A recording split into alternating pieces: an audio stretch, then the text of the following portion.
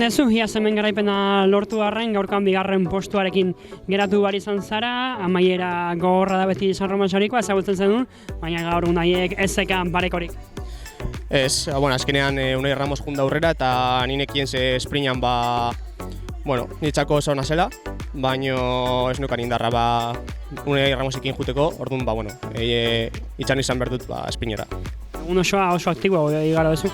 Bai, egon niz aurrian, denbora guztia aurrian, banekien lasterketa hau aurrian egoteko lasterketa bat dela, eta saiatu naiz denbora guztian lasterketa buruan egotia, eta azkenean bigarren. Nolako sentzazioa dazkazu hemen denboraldi amaierako iaz oso ondo aritu zinean, aurten badirudi pedalkada berdintxuarekin zatoztela.